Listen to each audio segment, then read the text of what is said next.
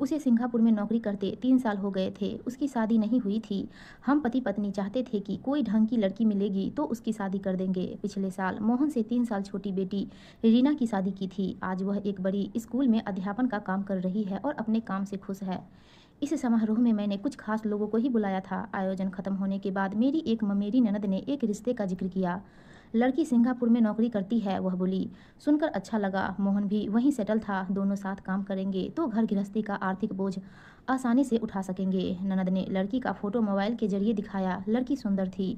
समारोह से निवृत्त होने के बाद मैंने मौका देखकर एक दिन अपनी ननद से संपर्क किया। लड़की की माँ ही सब कुछ है। सुनकर मुझे अफसोस हुआ। पिता को हुआ क्या था, मैंने सवाल किया। अरे वह नहीं जो आप समझ रही हैं। उसकी माँ तलाकशुदा है। सुनकर मुझे मायूसी हुई। उससे उबरी तो पूछा, आप लड़की की माँ को कब से जानती हैं?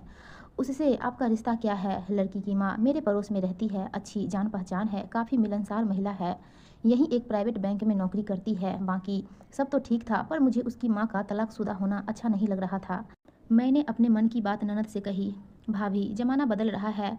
नहीं निभा होगा तो हो गई होगी अलग। रोज रोज घुटकर जीने से अच्छा है अलग हो जाए। ननद ने जमीनी हकीकत से अवगत कराया। तो भी क्या ऐसे परिवार से रिश्ता जोड़ना ठीक रहेगा? लोग तरह तरह की बातें करेंगे। मैंने कहा, कोई कुछ नहीं कहेगा। किसके पास समय है? वैसे आप अपनी तसल्ली के लिए लड़की की माँ से हर तरीके से बात कर ले। जब संतुष्ट हो तब रिश्ते के बारे में सोचिए। सिर्फ तलाक की वजह से रिश्ता ठुकराना मेरी समझ में उचित नहीं है। ननद ने दो टूक कहकर अपनी बात समाप्त कर दी। एक तरफ लड़की की पढ़ाई लिखाई, अच्छी नौकरी का लोभ था, तो दूसरी तरफ उसके परिवार को लेकर मन में तरह तरह की शंका। सो मैंने अपने पति पूरब से इसका जिक्र किया। हर सिक्के के दो पहलू होते हैं। जरूरी नहीं कि जैसा तुम सोचती हो वैसा ही हो। तलाक लेने का मतलब यह नहीं कि उस महिला का चरित्र संदिग्ध हो गया। तमाम ऐसे पुरुष हैं जिनकी नज़रों में औरतों की कोई अहमियत नहीं होती। वे अपनी तरह से जीना पसंद करते हैं। शराब पीना, पर स्त्री संबंध, मारना पीटना, ऐसी तमाम हरकतें हैं जो अपनी बीवी के साथ करते हैं। ज़्यादातर महिलाएं इसे अपनी नियति मानकर स्वीकार कर लेती हैं। वहीं कुछ के लिए तलाक ही सही विकल्प होता है। पूरब ने गलत नहीं कहा। मैंने एक दिन लड़की की माँ को बुलाया। बातचीत से वह सुलझी हुई लगी। न जाने क्यों मुझे उसका चेहरा जाना पहचाना सा लगा। हो सकता है दिल्ली में ही कहीं देखा हो। उन्होंने अपना नाम लक्ष्मी बताया। उसके पति के बारे में जानना चाहा तो कहने लगी, वे एक बिजनेसमैन हैं। इससे ज़्यादा मैं उनके बारे में कुछ भी बताना मुनासिब नहीं समझूंगी। वे रहते कहाँ हैं? आपका मायका कहाँ है? मैंने फिर भी पूछ ही लिया। जी, मैं उदयपुर की रहने वाली हूँ। मेरे एक्स पति भी वहीं रहते हैं। अब तो मुझे पूरा भरोसा हो गया कि यह वही महिला है जिसके बारे में मैं सोच रही थी। फिर भी तसल्ली के लिए सब कुछ उसी से पूछना मुनासिब होगा। पर क्या अभी उचित होगा? मुझे लगा नहीं। जब तक शादी के लिए सबकी राय एक नहीं बनती तब तक लक्ष्मी के अतीत को कुरेदना उचित नहीं होगा। मैंने दूसरी बात छेड़ी। क्या वे अपनी बेटी से मिलने आते हैं? मेरे इस सवाल पर वह किंचित भरे मन से बोली, नहीं। मुझे आश्चर्य हुआ। कैसा पति है जिसे अपनी बेटी से लगाव नहीं? चाय पीने के बाद मैंने कहा, मुझे आपकी बेटी पसंद है। रही शादी की बात तो मैं इसके बारे में अपने पति और बेटे से बात करूंगी। बिना उनकी रजामंदी के मैं कोई निर्णय नहीं लेना चाहूंगी। वह खुश हो गई। उसके जाने के बाद मैं 35 साल पुरानी उस घटना पर गौर करने लगी जो मेरे सामने फिर से जीवित हो उठी। बात उन दिनों की थी जब मैं उदयपुर के एक मोहल्ले में बतौर किराएदार रहती थी। मेरी उम्र यही कोई 20 साल की होगी। मेरे हिसाब से लक्ष्मी भी इसी के आसपास थी। तब मैं कुंवारी थी और मेरी शादी की बातचीत चल रही थी। एक रोज मैं अपने मकान के एक ओर लगे नल से पानी भर रही थी। तभी एक सुंदर सी महिला तेजी से निकलकर आंगन में आई। वह हड़बड़ाई हुई थी और उसने छत की सीढ़ियों का रास्ता पूछा। मैंने एक नज़र उस पर डाली, फिर सीढ़ी की ओर इशारा किया। वह लगभग भागती हुई सीढ़ियों पर चढ़ी, फिर लापता हो गई। बाद में पता चला कि वह साथ वाले दूसरे मकान की छत पर उतरी, फिर नीचे जाने वाली सीढ़ियों के बीच से पिछवाड़े से निकलकर कहीं चली गई। उसके जाने के बाद उसकी चर्चा जोर पकड़ने लगी। जिन किराएदारों ने यह नज़ारा देखा उनके लिए यह जिज्ञासा उसके बारे में जानने को उत्सुक थी। कौन है? कहाँ से आई? भागने की वजह क्या थी? दरअसल हम जिस मकान में रहते थे वह काफ़ी बड़ा था। मकान के बीच में आंगन था। आंगन सभी किराएदारों के बीच का साझा रास्ता था जिससे होकर हम सब बाहर या छत पर जाते थे। सबके घर का बरामदा आंगन से ही खुलता था, सिर्फ उस मकान को छोड़कर जिसका सिर्फ एक दरवाज़ा आंगन से जुड़ा था, जिससे निकलकर वह महिला आंगन में आई। उस कमरे में रहने वाले एकमात्र किराएदार से हम सबका कोई संबंध न था। वह मकान के सामने वाले हिस्से से आता जाता था। वहीं दूसरे किराएदार पीछे के रास्ते से। मकान के बाहर कुछ लोग शोर मचा रहे थे। मेरी माँ बाहर निकलकर मकान के सामने वाले मेन हिस्से की ओर गई।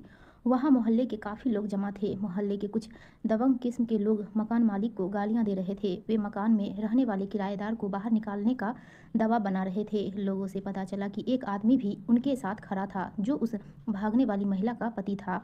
माँ आधे घंटे बाद आई, तब सारे वाक्य से हम सबको परिचय कराया। कहने लगी, भागने वाली महिला का प्रेमी था यह किराएदार। वह महिला अपने प्रेमी से मिलने आई थी। इस बीच उसके पति को खबर लगी तो पीछा करते हुए यहाँ तक आ पहुँचा। अब मेरी समझ में सारा माजरा आया। वह महिला वाकई सुंदर थी, जिसकी सुंदरता की चर्चा मोहल्ले में कुछ दिनों तक होती रही। उसके बाद बात आई गई हो गई। साल भर बाद मेरी शादी हो गई और मैंने उस घटना को हमेशा के लिए भुला दिया। तो क्या यह वही महिला है? समय के साथ चेहरे पर बदलाव आ जाता है, इसलिए यह कहना कि लक्ष्मी ही वही महिला है थोड़ा जल्दबाजी होगी। तब कैसे पता चले कि लक्ष्मी वह महिला नहीं है? अगर लक्ष्मी वही महिला साबित हो गई तब तो शादी का सवाल ही नहीं उठेगा। इस बीच मोहन ने खबर दी कि उस लड़की से मिला है, उसका नाम निशा है। बातचीत से ठीक ठाक लगी। उसे जब मैंने बतलाया कि मेरी माँ तुम्हारी माँ को जानती है तो वह खुश हो गई। हम दोनों ने ऑफिस से निकलने के बाद एक रेस्टोरेंट में कॉफ़ी भी पी। निशा बहुत सुंदर लड़की है। सुंदर शब्द ने मुझे धर्म संकट में डाल दिया। मोहन ने निशा से शादी की जिद की। तब क्या करूंगी? तलाक तक तो ठीक था, पर जब बात चरित्र पर आएगी तब क्या होगा? मुझे अपने आप पर अफसोस होने लगा कि क्यों इस मामले में जल्दबाजी दिखलाई। न मोहन को लड़की की फोटो और पता बतलाती, न ही वह एक कदम आगे बढ़ाता।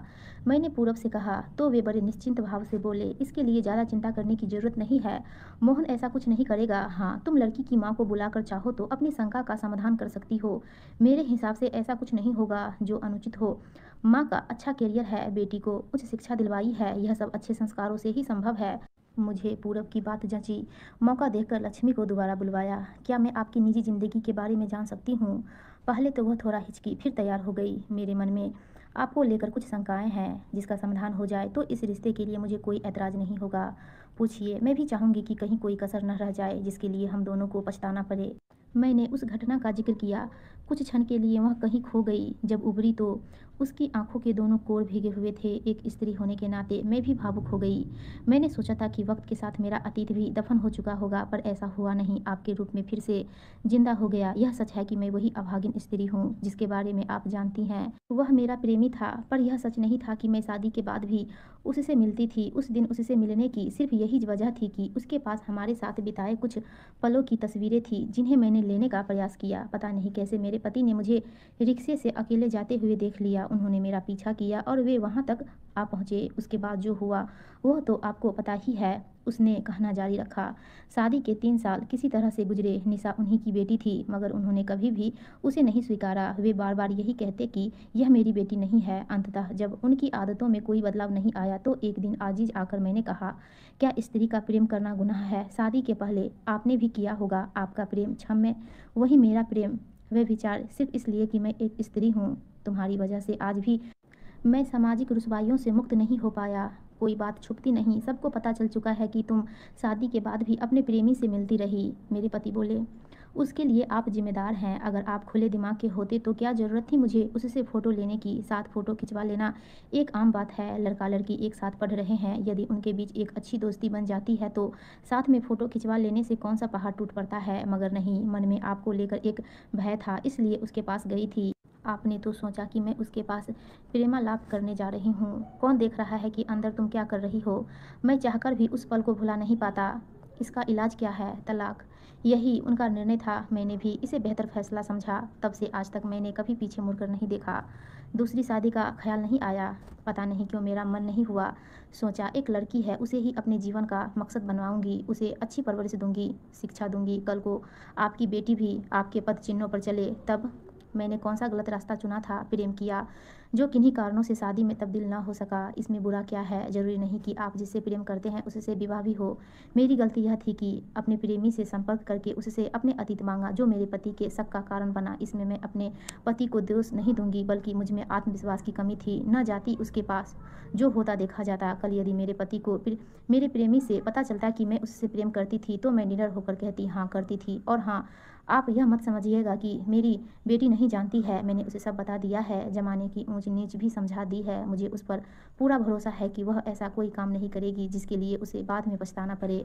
उसमें मुझे लेकर कोई हीन भावना नहीं है। लक्ष्मी की बातों से लगा कि वह बेकसूर स्त्री थी। वह उठकर जाने लगी। मैंने उसे दरवाजे तक छोड़ा। इतना सब कुछ कहने सुनने के बाद उसके चेहरे पर कहीं भी अपराध बोध के सिकन न थे। यह मुझे अच्छा लगा। 1 महीना गुजर गया। मैंने इस शादी के बारे में सोचना छोड़ दिया था।